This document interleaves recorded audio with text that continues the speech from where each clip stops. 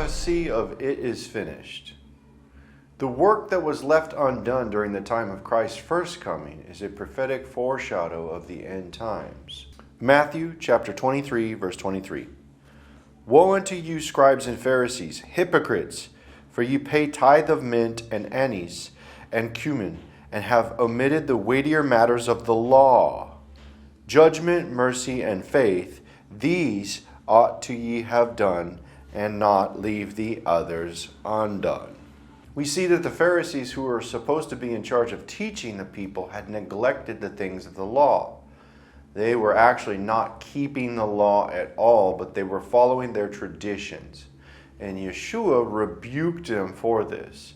And in the end times, it's the church who's in charge of teaching the things of the law that have forsaken and abandoned the law to pursue their traditions of men.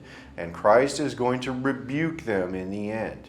And these are things that were left undone. And in the end times, we're going to see more things occur in this, in which things needed to be fulfilled. At the time of Christ, he fulfilled the shedding of the blood in Jerusalem. And therefore, when it was finished, he said that his work was finished. He left nothing undone. John chapter 19, verse 29 and 30. Now there was set a vessel full of vinegar, and they filled a sponge with vinegar, and put it upon hyssop, and put it to his mouth. And when Jesus therefore had received the vinegar, he said, It is finished.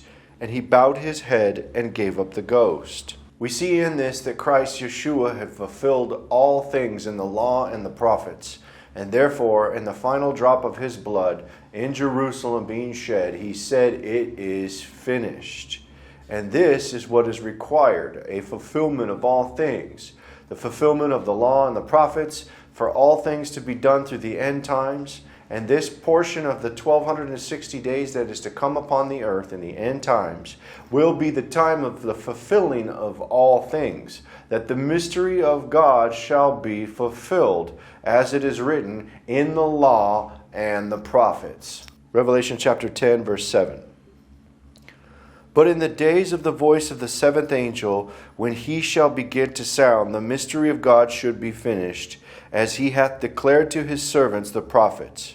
We see here at the seventh angels when the mystery of God will be fulfilled.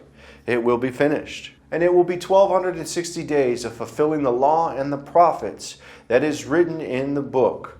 That will be fulfilled.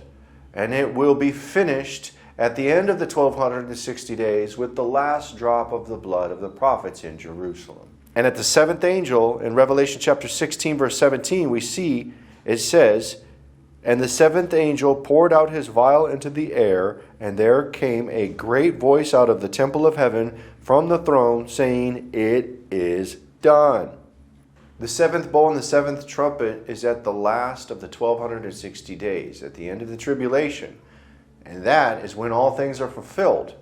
The things that are written, they will be fulfilled in the law and the prophets. And therefore it says in the prophecy, at the end of the seventh bowl, it is done. Revelation chapter 10, verse 7. But in the days of the voice of the seventh angel, when he shall begin to sound, the mystery of God should be finished, as he hath declared to his servants the prophets. This is when we see that it is finished, that it is done. The mystery of God will be finished at the end of the 1260 days. Nothing will be left undone in the law and in the prophets.